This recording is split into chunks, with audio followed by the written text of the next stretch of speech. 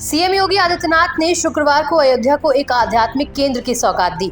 CM ने हनुमानगढ़ी मंदिर में नवनिर्मित 5000 लोगों की क्षमता वाले हनुमंत कथा मंडपम का लोकार्पण किया। साथ ही हनुमानगढ़ी मंदिर में दर्शन पूजन भी किया। इस दौरान हनुमानगढ़ी के गद्दीनशीन महंत प्रेमदास महाराज ने सीएम योगी को चांदी का मुकुट पहनाया और गदा देकर उनका स्वागत किया।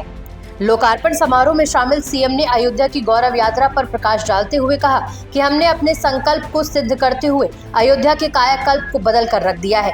आज अयोध्या का नाम सुनते ही लोगों में सम्मान आ जाता है। भर के संत जब इधर उधर कहीं जाते थे, यात्रा के दौरान कितनी कठिनाई होती थी, कितनी परेशानी होती थी। लोग आदर के भाव से नहीं देखते थे,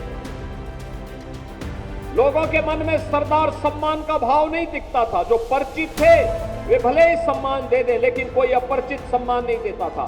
आज मैं गारंटी के साथ कह सकता हूं, आज के दिन पर आप देश के अंदर कहीं जाएंगे, अयोध्या का नाम बोलेंगे, राम जन्मभूमि का नाम बोलेंगे, हनुमानगढ़ी का नाम बोलेंगे, सामने वाला व्यक्ति आपके सामने झुक करके आपको सम्मान देता हुआ दिखाई। हमें इस बात को याद रखना होगा कि सनातन धर्म के कारण ही हमारा वजूद है, हमारा अस्तित्व है।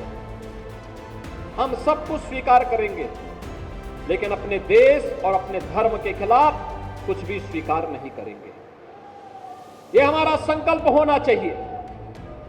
श्री राम जन्मभूमि, श्री हनुमानगढ़ी, हमारे पूज्य संतों के आश्रम, हमारे मठ मंदिर, हमारे पूज्य संतजन इस सनातन धर्म के स्तंभ हैं, सनातन धर्म के आधार हैं। इनका सम्मान होना चाहिए। इनकी गरिमा और इनके गौरव के विरुद्ध कोई भी आचरण स्वीकार्य नहीं होना चाहिए। इसी के साथ सीएम योगी ने आतंकवाद को लेकर पाकिस्तान पर जमकर निशाना साधा। उन्होंने कहा कि हमें समय रहते मित्र और शत्रु को पहचानना होगा। जिस तरह चतुराई और विवेक से हनुमान जी ने काल नेमी को पहचान लिया था। पाकिस्तान ने 75 वर्ष तक बहुत जी लिया, अब उसका वक्त आ चुका है। हनुमान जी ने भी तो यही कहा था, हनुमान जी ने भी तो यही कहा था। जब रावण के दरबार में गए, रावण ने कहा कि भाई क्यों मार दिया मेरे लड़के को? उन्होंने कहा मैंने कहां मारा,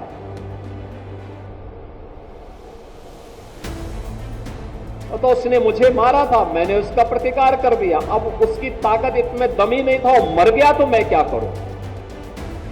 पाकिस्तान पे हमला तो भारत की सेना ने नहीं किया था, उसने हमारे निर्दोष लोगों पर प्रहार किया था। धर्म पूछ करके गोली मारी थी, 3 वर्ष तक के बच्चे को गोली मारी थी। कानपुर के शुभम द्विवेदी को मात्र 2 महीने पहले शादी हुई थी उस युवा की, उसकी पत्नी के सामने गोली मार दी गई। 26 ऐसे लोगों को निर्मम हत्या कर दी गई। और उसके बाद 24 के बदले 124 लोग भारत के बहादुर जवानों के, भारत के तीनों सेनाओं के द्वारा संयुक्त रूप से की गई कार्रवाई में इतने 124 से अधिक आतंकवादी मारे जा रहे हैं। तो गलती भारत की नहीं, पाकिस्तान के उन लोगों की है जो लोग पाकिस्तान में बैठ करके आतंकवादियों को प्रश्रय दे रहे हैं, आतंकवाद को पनपा रहे हैं।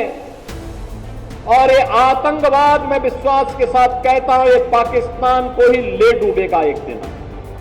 ज्यादा दिन नहीं रहे पाकिस्तान के पास। वैसे भी हमारे एक पूज्य संत ने घोषणा की थी कि पाकिस्तान तो ये भविष्यवाणी है, पाकिस्तान का आध्यात्मिक जगत में कोई अस्तित्व नहीं है।